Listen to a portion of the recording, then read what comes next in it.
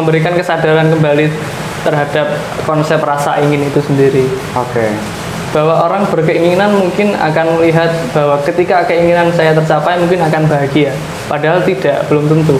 Psikologi dari barat. Ya. Kebatinan dari Jawa. Saiki ngene kene wani, atau sekarang di sini kini berani. Nah, kebahagiaan itu apa? Saya menemukan psikologi malah ketika baca Bhagavad Gita. Oh, bukan di Al-Quran. Salah satunya ya Bhagavad Gita juga.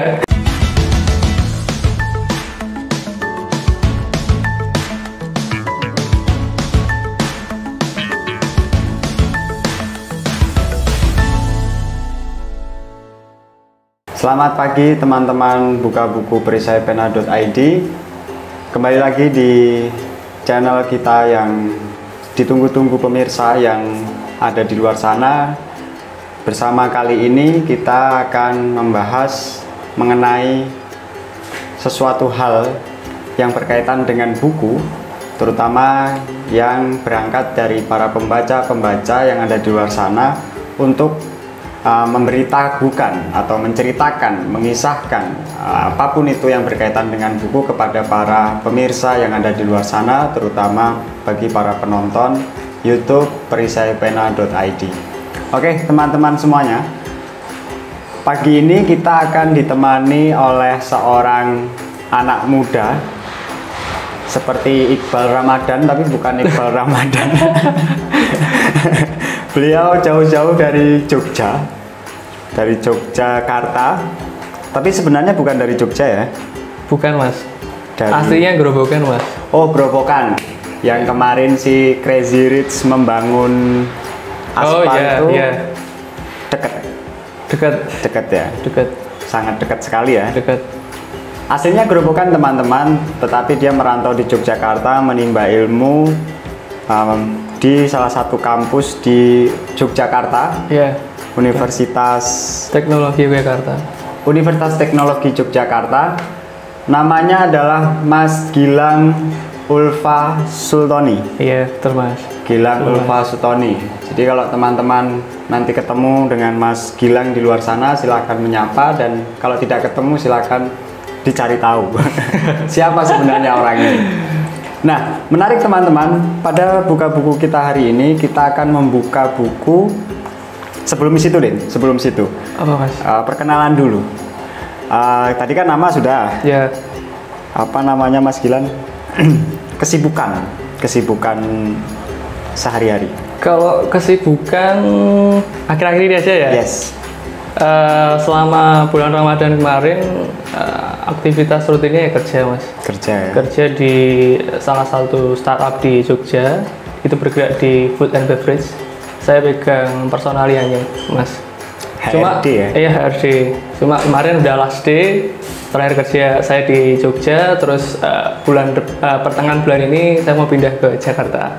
Oke. Itu mas. Jadi dari Jogja mau ke Jakarta. Seperti iya betul. Teman-teman bisa tebak kalau orang yang bekerja di HRD personalia, maka dia biasanya adalah lulusan psikologi. Mas Gilang ini psikologi UTY, tadi sudah saya beritahukan di awal. Selain aktivitas akhir-akhir ini, biasanya ngapain? Selain itu juga saya punya usaha mandiri yang saya kembangkan sendiri. Toko buku mas. Toko buku di Jogja, namanya Cogito Books. Itu saya menjual buku-buku utamanya pendidikan, menyediakan juga buat universitas, kampus-kampus di Jogja maupun di luar juga. Saya juga udah bekerja sama dengan beberapa penerbit terkenal di Indonesia juga, termasuk Gemayan Sani dan lain sebagainya lah. Yes. Jangan sebut merek. Iya, sorry. Iya mas. Nanti kena apa namanya? Iya mas. Balinnya mas.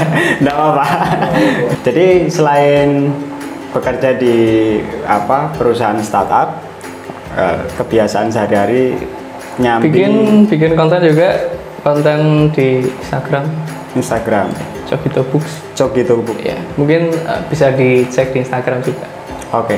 Instagramnya Cogito Book. Iya, Cogito Books. Itu adalah toko buku yang dimiliki oleh Mas Gilang Ulfa Sultoni.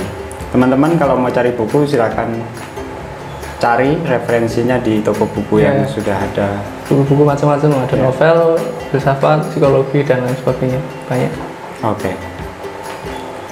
Oke, langsung saja ya teman-teman, kita akan buka buku. Ini dia, Mawas Diri. Jadi bisa diceritakan apa buku ini dan siapa yang menulis buku ini?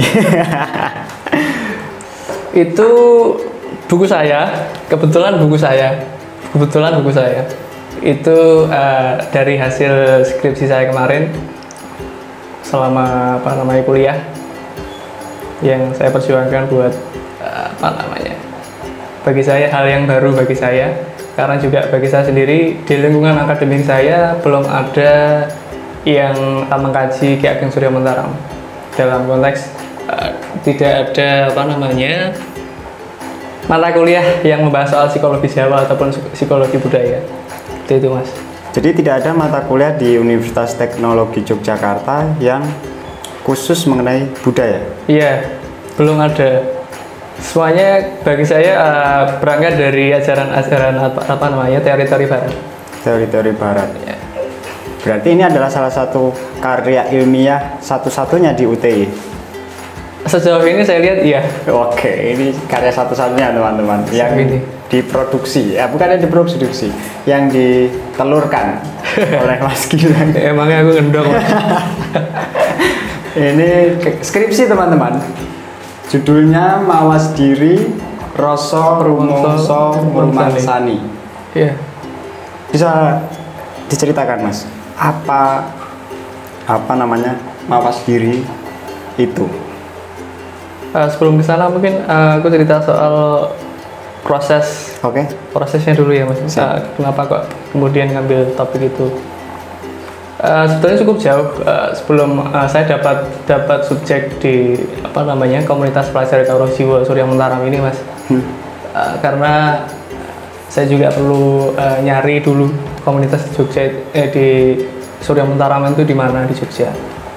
Sampai kemudian saya ngobrol-ngobrol sama temen yang jual buku saya di daerah Terbang dekat UII. Dia juga udah katakanlah udah sepuh. Dari sana kemudian saya diajak dulu ke kelompok kebatinan dulu Mas. Kebatinan namanya Hardo Busoro. Hardo Busoro. Ya, saya masuk di situ dulu sebelum masuk ke komunitas pelajar Kawruh Jiwa. Masuk ke situ malam-malam berangkat, terus sampai disuruh mandi juga tengah malam. Itu juga pengalaman yang sebelum kemudian saya bisa menemukan komunitas pelajar Kawruh Jiwa. Dari situ ketua kebatinan itu punya teman yang ada di komunitas pelajar Kawruh Jiwa itu Mas. Dari situlah kemudian saya berangkat ke komunitas pelajar Kawruh Jiwa yang khususnya mengkaji ajaran-ajaran Kawruh Jiwa Surya Montaraman. Berarti proses untuk menuju topik ini itu berapa tahun sampai pelajar Kawruh Jiwa ya, Ki Ageng Surya Montaram? Iya mungkin kalau belajar Surya Montaram sendiri mungkin udah cukup lama, waktu tahun 2018an mungkin Mas. 2018. Iya. Ketemu topik-topik Surya Montaraman juga berangkat dari saudara saya sendiri. Mas, perlu sebut nama nggak? Boleh. Mas Reza ya. Dia juga sering ngobrol soal Surya Montaraman. Kemudian juga di Perpus juga saya juga menemukan buku kecil judulnya Psikologi Jawa, penulisnya Ki Budi Hartanta. Dari situlah kemudian saya tertarik untuk melihat mencari lebih jauh seperti apa ajaran Kawruh Jiwa itu Mas. Menarik. Jadi berangkat dari sebuah kegelisahan tadi di kampus yang tidak ada mata kuliah psikologi budaya, indigenous people ya. Indigenous. Kemudian keluar dari kampus menemukan aliran kebatinan, kemudian sempat mengalami ritual-ritual mistik. Iya mas, iya mas. Kemudian akhirnya ketemu dengan pelajar Kauruh Jiwo. Nah, kesan apa yang Mas Gilang alami ketika ini pelajar Kauruh Jiwo yang apa namanya yang aku cari gitu ketika selama studi di Jogja? Ketika ketemu sama pertama kali sih ketemu sama ketuanya, namanya Ki Prasetya Atmo Sutijo. Dia sih orangnya enak mas, humble dan juga terbuka bahwa komunitas pelajar Kauruh Jiwo itu bukan sebuah aliran, tapi juga sebagai suatu kajian yang bisa diperdebatkan. Seperti itu mas. Dan kemudian kan juga topik-topik tentang Kauruh Jiwo itu pun juga dikaji di kampus-kampus mas. Mungkin di UMS ataupun di UGM itu pun juga mengkaji ajaran Kauruh Jiwo lebih jauh. Dan setahu saya di UGM itu pun juga punya sekolah Kauruh Jiwo di sana, yang khusus untuk mengkaji ajaran Kauruh Jiwo itu mas. Ki Ageng Surya Mentaraman. Itu sekolah independen atau masuk fakultas atau jurusan? Di fakultas psikologi ada fasilitas kayak sekolah independen lah mungkin mas. Dan itu untuk kelompok khusus UGM sendiri atau mengundang? Itu juga kayaknya juga mengundang beberapa pelajar komunitas yang lain juga, nggak cuma di Jogja tapi juga di Solo, di Surabaya dan di Jakarta juga kadang diundang di sana mas. Berarti pelajar Kauruh Jiwo itu tersebar di beberapa daerah. Tersebar di beberapa daerah. Termasuk juga di Solo juga ada. Ya, di sini saya tadi baca ada pelajar Kauruh Jiwo Solo, Yogyakarta, terus mana lagi, Mas? Setahu saya di Jakarta juga ada. Di Surabaya juga ada. Itu yang baru saya tahu. Jakarta, Surabaya, Solo, Yogyakarta. Nah, kita masuk ke buku ya, Mas. Pelan-pelan ya. Nanti kalau saya keliru mohon diluruskan karena saya bukan pengkaji bab seperti ini. Jadi nanti mohon diluruskan Mas Gilang. Mas Giri ini dalam konsep Ki Ageng Surya Mentaram itu apa Mas? Kalau dalam konteks Surya Mentaram itu adalah salah satu konsep yang ada di ajaran Kauruh Jiwo, di mana itu adalah sebuah bagi saya adalah sebuah tools, alat untuk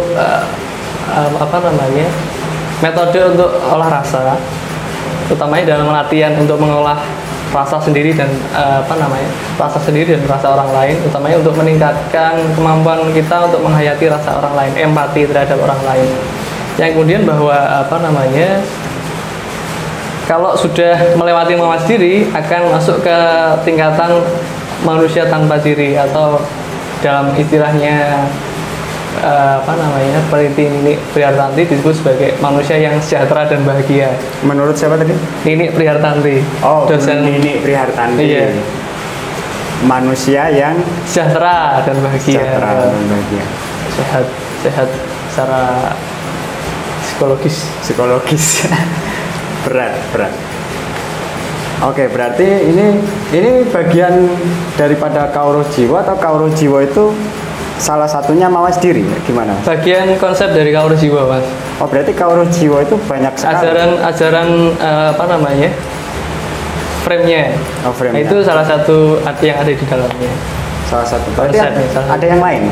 Ada yang lain. Apa, Mas?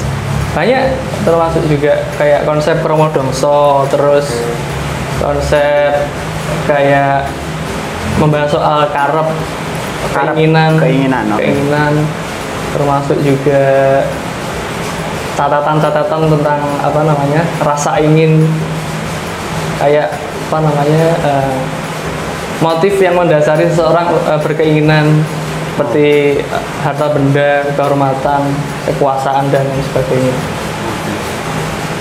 Menarik. Tapi khususnya sih buat Mas kebahagiaan. Utamanya ajaran-ajaran itu tuh berdasar pada pengalaman Ki Ageng Surya Mentaram yang di masanya dia memejang orang-orang di masa Ki Ageng untuk hidup secara apa namanya sederhana dan bisa merasakan kebahagiaan. Oke. Berarti apa yang dilakukan oleh Ki Ageng Suryo Mentaram dengan konsep Kawruh Jiwonya itu terkhususkan untuk bagaimana mengajarkan kepada masyarakat Jawa lah ya, untuk bagaimana cara mengejar kebahagiaan itu. Bukan mengejar ya Mas ya. Kalau sifatnya Suryo Mentaram bukan mengejar. Bukan mengejar. Tapi lebih pada apa namanya pemahaman atau memberikan kesadaran kembali terhadap konsep rasa ingin itu sendiri. Oke. Bahwa orang berkeinginan mungkin akan melihat bahwa ketika keinginan saya tercapai mungkin akan bahagia. Padahal tidak, belum tentu. Mungkin dia akan merasa senang, tapi senang itu kan sifatnya sementara. Yes. Ngulur ngungkret Mas. Jadi keinginan itu kan pasti akan muncul lagi. Jadi kalau sudah senangnya sudah keinginan satu udah kesampaian, pasti punya keinginan yang lain lagi. Betul. Jadi konsep kebahagiaan ketika keinginan itu tercapai itu bukanlah kebahagiaan, tapi rasa senang sebentar dan sebentar susah. Sebentar senang, sebentar susah. Kalau tidak tercapai susah. Seperti itu. Nah, apa yang ditawarkan oleh Ki Ageng Suryo Mentaram dengan konsepnya ini? Lebih pada memahami agar orang tidak apa namanya terlalu mengejar keinginan. Oh, yang dikejar keinginan ya, bukan kebahagiaan. Bukan keinginan, yang dikejar bukan keinginan, tapi lebih pada memahami bahwa hidup itu ya sebentar senang, sebentar susah. Oh, I see. Ini senangnya rasuwe, begitu juga dengan susahnya juga nggak lama. Berarti harus seimbang gitu, boleh saya katakan seimbang? Bisa juga balance ya, seimbang. Seimbang ya, bahwa antara kesenangan dan kesusahan itu adalah sebuah laku yang harus dijalani oleh manusia itu sendiri ya. Nah, kebahagiaan itu apa? Kebahagiaan itu apa menurut Ki Ageng Suryo Mentaram kan gitu? Kebahagiaan. Pertanyaannya gitu Mas Gilang. Kebahagiaan menurut Suryo Mentaram. Iya. Mungkin kebahagiaan yang saya sebut sebagai orang yang sudah sampai pada level ukuran keempat yang disebut sebagai manusia tanpa tengger kalau bahasanya Suryo Mentaram, manusia tanpa diri, di mana dia sudah melenyapkan kromodongso atau disebut sebagai ego. Oke. Kromodongso itu ego ya. Oke. Apa namanya, dia tidak menonjolkan dirinya lagi, tidak mementingkan dirinya lagi, tapi lebih pada bagaimana cara agar orang lain bisa bahagia ketika bertemu dengan saya, bagaimana agar saya tidak menyinggung perasaannya ataupun tidak memaksakan kebenaran dan lain sebagainya. Itu kebahagiaan. Itu kebahagiaan. Kok susah ya mengejar apa? Gimana ini? Saya masih belum bisa menerima ya sebagai seorang manusia yang modern ya. Bagi manusia modern itu kan sebuah hasrat, sebuah ego. Itu kan pasti akan saling bertabrakan dengan apa? Ego, super ego, kemudian id ya. Nah, itu bagi manusia modern itu kan ya ego itu harus dipenuhi dulu gitu kan Mas. ID-nya yang perlu dipenuhi dulu. Sementara egonya apa namanya? Jembatan atas realitas. Maksudnya secara normal dia punya kemampuan nggak untuk memenuhi itu? Iya, itu kan tidak sulit rasanya untuk menerapkan konsep kebahagiaan ala Suryo Mentaram ini kan? Iya. Nah, apa strategi yang Mas Gilang tawarkan? Bukan strategi ya, temuan apa yang ada di dalam buku ini ketika? Saya balik lagi mungkin ke karep tadi Mas. Oke, karep atau keinginan itu apa namanya, bahwa ketika seseorang berkeinginan, dia ingin memenuhi keinginan itu dan berharap dia akan merasakan bahagia, padahal belum tentu dia bahagia. Nah, pemahaman itu yang kemudian sebetulnya pengen dibentuk atau pengen dibentuk lagi pemahaman itu agar bahwa rasa senang itu senang itu pun juga sebentar, begitupun juga susah. Mungkin cerita-cerita kayak yang di bukunya Ki Ageng Suryo Mentaram juga menceritakan ketika seorang orang tua pengen apa namanya menikahkan anaknya, Yes. cuma kebutuhan yang di rumah tidak memenuhi untuk standar keinginannya, pengen bikin pesta yang mewah tapi uang nggak ada, minjem utang dan sebagainya. Oke. Nanti kan kalau utang bingung lagi mau membalikannya, Mas. Iya. Jadi sebentar, bukankah kalau kita mengadakan resepsi itu kan logikanya adalah logika apa namanya balik modal kan kalau di konsep masyarakat kita hari ini, iya nggak? ya bisa jadi Ya. cuma pemahaman itu lebih apa namanya agar kita lebih hati-hati aja. Kalau seandainya misal kalau seandainya nggak balik modal gimana, Mas? Balik ke utangnya sing bingung, Mas. Iya juga ya. Misal utang Mending sing saonone wae. Saonone wae nggak usah maksa, nggak usah memaksakan keadaan. Jadi konsep penerimaan diri terhadap apa yang ada di sekitar kita, apa yang kita punya, itu yang sebetulnya pengen diangkat sama Surya Mentarang. Oke, keberterimaan diri ya. Iya. Tadi menarik konteks yang disampaikan Mas Gilang tadi. Orang mau menikah, orang tua mau menikahkan anak, ya bagaimana kita menempatkan posisi sebagai orang tua gitu kan. Itu menarik. Nah, Mas Gilang, ini kan jujur saya belum baca buku ini. Meskipun buku ini sering berseliweran di beranda Instagram saya, tapi saya belum membeli. Dan saya Wajib tuku, Mas. belum sempat membaca. Jadi mohon maaf jika saya nanti tidak on the track dalam buku ini. Nah, mungkin standar penelitian umumnya saja, Mas, pertanyaannya. Mawas diri dalam pandangan Mas Gilang sendiri tadi diambil dari Ki Ageng Surya Mentarang untuk melihat persoalan hari ini itu seperti apa? Kalau padanannya bagi saya terkait mawas diri itu ya kayak introspeksi diri, Mas. Ya kalau padanannya dalam konteks Islam mungkin muhasabah atau dan lain sebagainya lah. Muhasabah. Ya lebih pada kembali lagi pada penilaian terhadap diri sendiri, introspeksi diri. Bahwa introspeksi diri itu penting. Yes. Untuk tahu letak di mana kekurangan saya, letak di mana apa namanya, saya itu orang seperti apa, saya itu pengennya seperti apa, butuhnya apa. Mungkin dalam konteks sekarang mungkin lebih ditekankan pada, apalagi waktu Lebaran kemarin kan juga kayaknya konsumerisme, hedonisme kan juga begitu kencang ketika ada promo-promo dari apa namanya mall dan sebagainya, diskon dan sebagainya, kemudian untuk belanja. Keinginan itulah yang kemudian sebetulnya itu tidak dibutuhkan, tapi merasa perlu untuk beli, padahal nggak butuh-butuh juga. Kadang juga apa ya, memaksakan keadaan.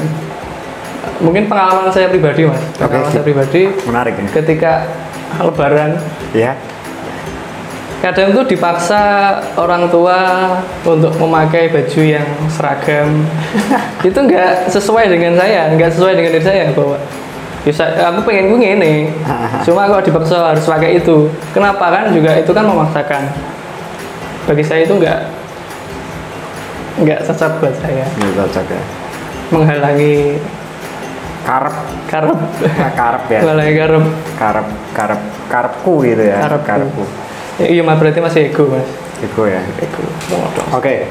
Berarti konteks yang dimaksudkan dalam pandangan Mas Gilang berkaitan dengan mawas diri ini adalah introspeksi diri. Introspeksi diri. Bercermin. Introspeksi diri ini kan kaitannya kan banyak, Mas ya. Yeah. Kaitannya tadi di Islam ada muhasabah. Kalau di Jawa ini kan Jawa ya. Yeah. Ada mawas diri gitu. Terus mungkin di Cina atau di India atau di mana di Eropa itu pasti berbeda ya. Yeah. Pasti sangat berbeda. Mungkin introspeksi itulah yang menjadi akar dari kebudayaan masyarakatnya gitu kan.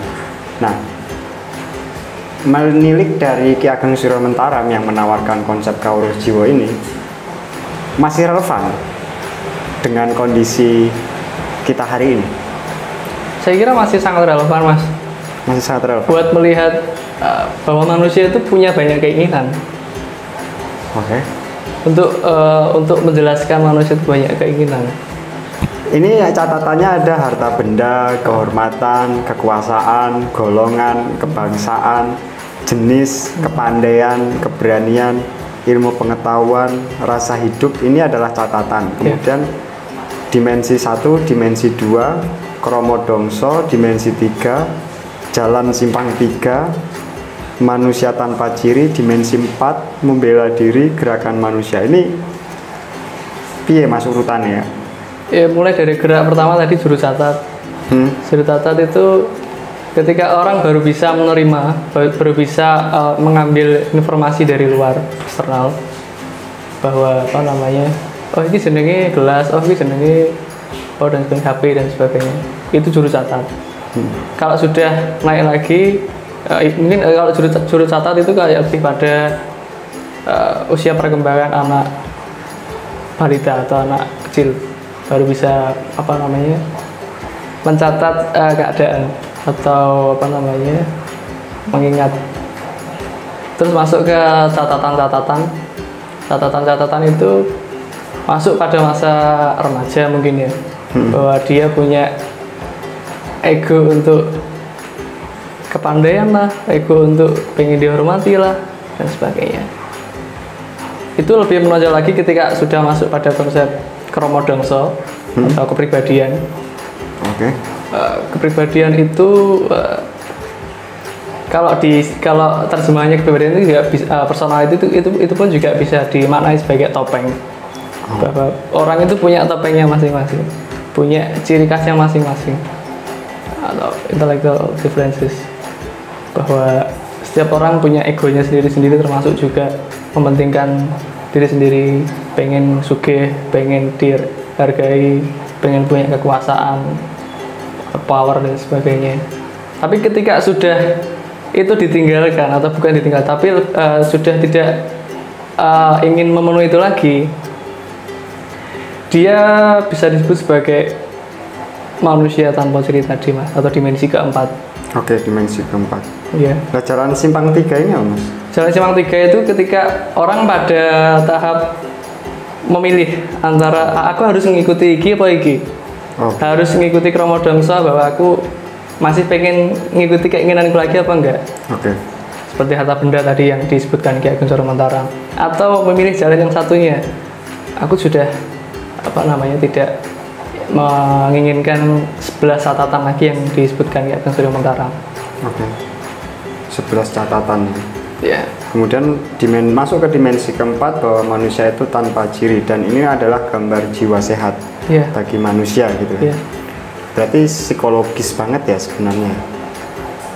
Mungkin iya, karena beberapa mungkin saya belum merasakan seperti apa, Mas. Mungkin makanya baru melihat itu secara teks, Mas. Ya, sangat ya. Oke. Ini buku penelitian yang renyah dibaca ya menurut saya ya, teman-teman ya. Karena saya baca di halaman pertama tadi, kita sudah dihadapkan pada diksi-diksi atau kalimat-kalimat yang renyah gitu, yang populer ya bagi kita ya. Harusnya kan kalau skripsi kan nggak seperti ini ya. Itu pun juga beberapa tulisan saya yang dimuat di Grobogan Pos, termasuk juga di majalah Psikonews di kampus saya juga saya muat di situ, Mas. Buat bagian pendahuluan aja, Mas. Sebenarnya ya ini dalam, teman-teman. Saya bisa katakan dalam karena untuk membuka satu pemikiran Jawa ya, ini kan pemikiran Jawa ya. Pemikiran Jawa itu kan butuh pengantar ya. Nah, bagi saya ini pengantar yang cukup lumayan berat ya bagi seorang mahasiswa S1 ya. Waktu skripsi ini dibuat atau waktu buku ini dibuat. Nah, apa yang menurut Mas Gilang susah untuk diterjemahkan selama proses kreatif itu? Mungkin teks yang buku teks aslinya kan juga bahasa Jawa, Mas. Oke. Nah, itu kan juga mau membaca sendiri kan pemahaman atau TOEFL Jawa aku juga nggak bagus-bagus sama. TOEFL Jawa. TOEFL Jawa kan juga TOEFL Jawa aku ora apik, Mas. Maksudnya yo masih butuh terjemahan dari orang lain. Makanya saya belajar sama narasumber saya. Salah satunya juga langsung sama ketuanya, terus juga sama dosen. Salah satu narasumber itu juga penulis, Mas Rian Sugiarto. Oke, saya kenal Mas Rian Sugiarto, psikologi Raos. Iya, psikologi Raos. Dia yang nulis psikologi Raos. Iya. Saya juga ketemu sama dia, ngobrol itu soal mawas diri. Terus ketua pelajar Kaur Jiwa di Solo, saya lupa sekarang namanya.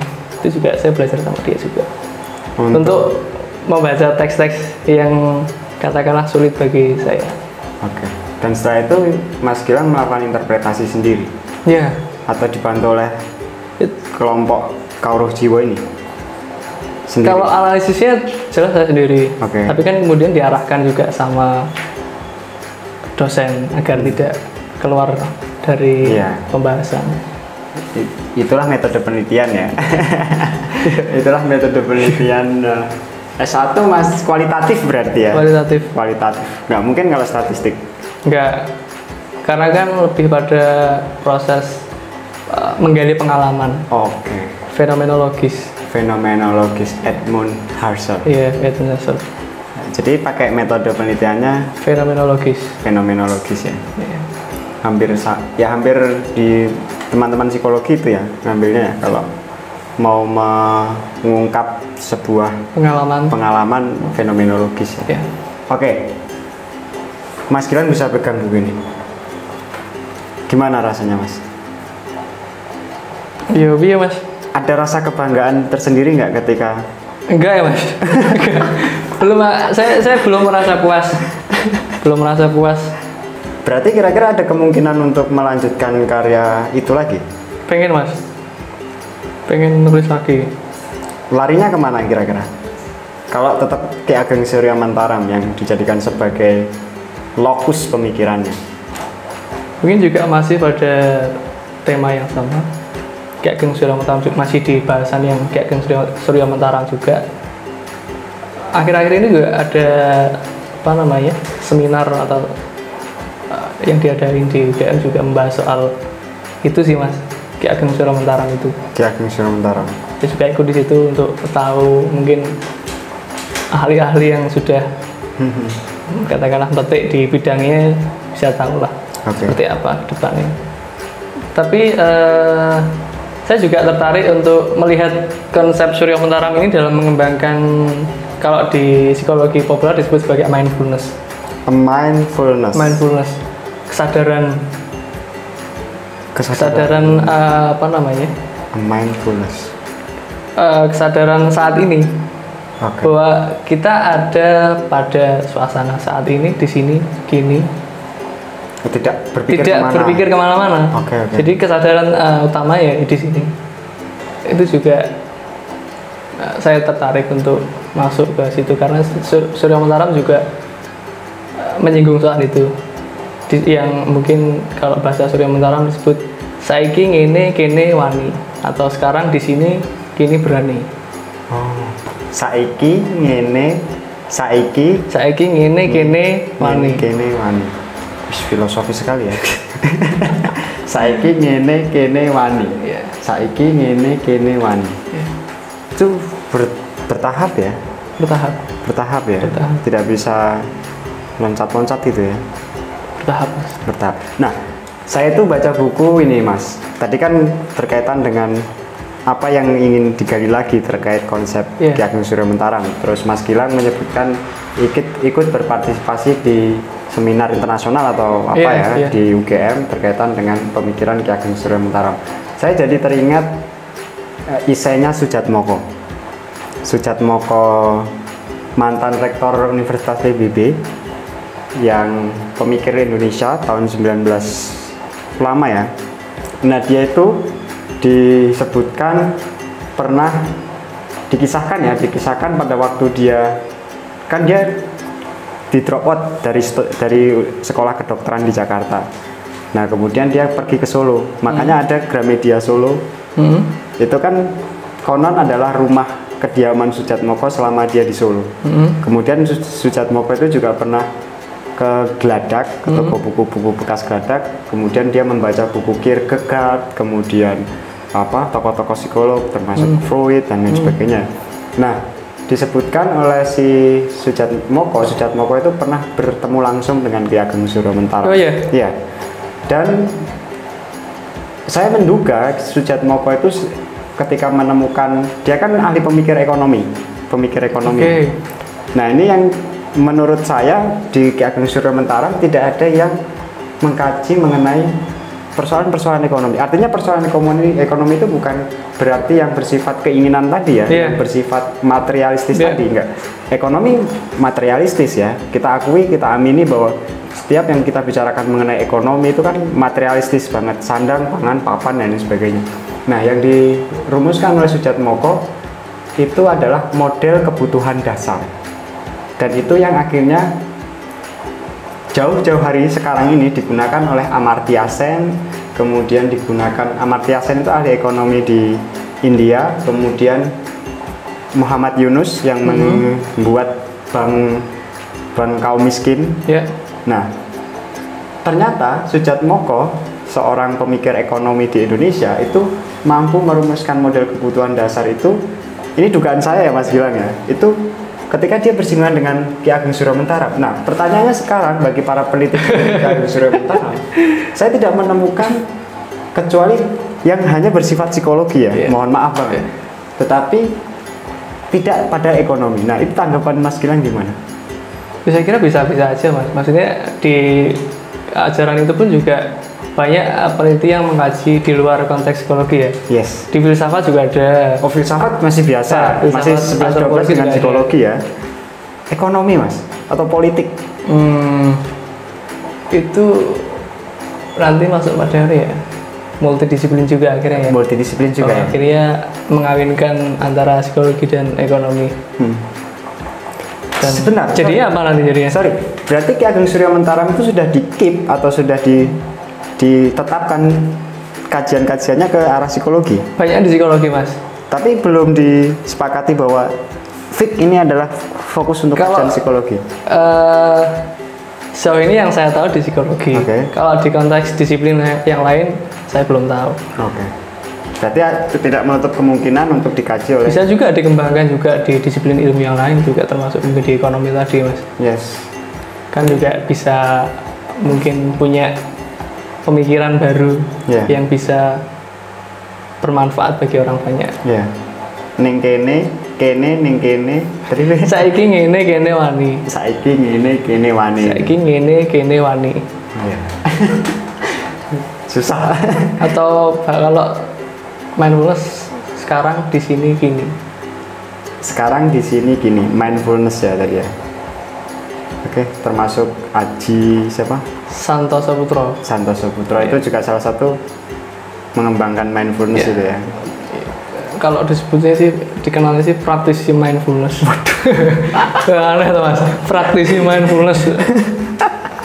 Berat. Terakhir. Oke Mas. Kenapa penonton harus membaca bukumu?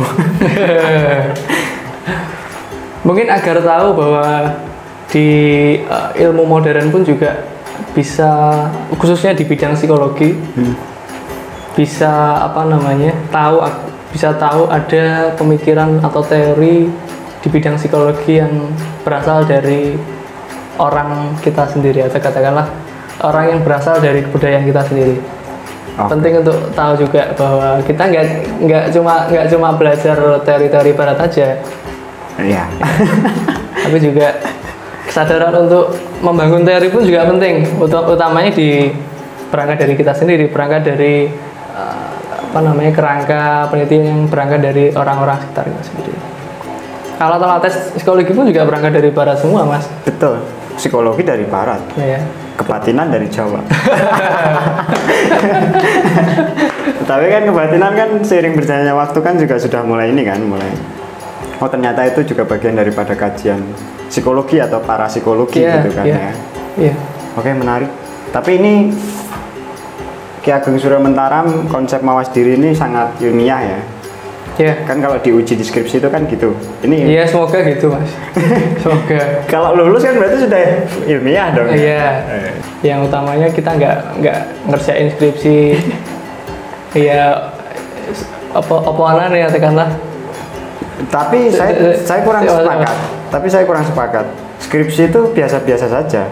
Tesis atau disertasi no problem. Karena ya skripsi itu kan cuma menguji teori ya. Dan Mas Gilang menguji teori Ki Ageng Surya Mentaram dengan cukup berhasil melalui skripsi ini gitu. Apalagi dibukukan. Ini kan suatu pencapaian akademik kan, di bidang akademik gitu kan. Soalnya saya punya teman itu mau neliti Tan Malaka, S1 ya skripsi itu. Madilog, materialisme, dialektika dan logika. Itu kan berat ya. Tapi ya akhirnya tidak sanggup teman saya itu. Artinya kan gini, ya skripsi itu oke, yang idealis gitu kan, atau yang PTK ya, kalau dia mampunya PTK apa kita harus menyalahkan kan, tidak gitu. Atau dia juga ingin lulus cepat kan gitu. Nah itu gimana? Ya intinya kalau cuma pengen lulus cepat sih gampang-gampang aja. Betul. Tinggal copy paste, tinggal ambil tema atau variabel yang cukup populer kemudian diangkat sebagai topik, itu kan beres. Tinggal baca terus kemudian di copy aja, di copy paste kan juga banyak dari yang di situ. Cuma kalau pengen sesuatu yang baru kan juga perlu usaha, perlu effort yang lebih besar untuk bisa membuat suatu pemikiran yang baru. Nggak cuma menerima apa yang sudah diajarkan aja, tapi juga kalau bisa menggali lebih jauh lagi. Oke, begitu teman-teman, sedikit bincang-bincang buku kita dengan Mas Gilang Ulfa Sultoni, seorang pemuda yang sangat brilian menerjemahkan pikiran Ki Ageng Surya Mentaram. Saya dulu pengen ngangkat Bhagavad Gita, termasuk tasawufnya Syekh Abdul Qadir Jailani, Al-Ghazali gitu. Al-Ghazali juga. Oh ya, tadi kita tidak menyinggung itu tasawuf ya. Nanti mungkin di lain waktu bisa kita sambung ya. Pengen mengawinkan antara Kauro Jiwo dengan Syekh Abdul Qadir Jailani itu. Kan juga ada tingkatan-tingkatannya itu. Saya tertarik untuk melihat itu, Mas. Tertarik. Bahkan ketika saya baca Bhagavad Gita itu, wah, itu kita sing psikologi tinggi malah. Sing psikologi sing tak sinau ini itu psikologi. Saya menemukan psikologi malah ketika baca Bhagavad Gita. Oh, bukan di Al-Qur'an. Salah satunya ya Bhagavad Gita juga. Loh. Bhagavad Gita. Di Bhagavad Gita justru malah menemukan psikologi ya. Unik manusia. unik. Tapi ya itu kebudayaan manusia ya. Kebudayaan manusia yang terus kita kaji kan. Oke. Begitu teman-teman bisa melanjutkan diskusi dengan Mas Gilang di Instagramnya, atau ketemu langsung di Jogja atau di Jakarta setelah ini. Mungkin saya sebagai moderator cukupkan sampai di sini. Siap, Mas. Semoga Mas Gilang sehat selalu. Amin. Sukses selalu. Amin. Dan semoga di kemudian hari muncul karya-karya yang sangat masterpiece, terutama di bidang pemikiran Ki Ageng Surya Mentaram. Amin. Ini sangat unik ya, sangat, kalau dalam kajian keilmuan kan unik, khas Indonesia banget gitu. Terima kasih semuanya atas kesempatannya. Selamat membaca, selamat berdiskusi ria, selamat menonton video ini tentunya. Saya tutup. Selamat pagi. Wassalamualaikum warahmatullahi wabarakatuh.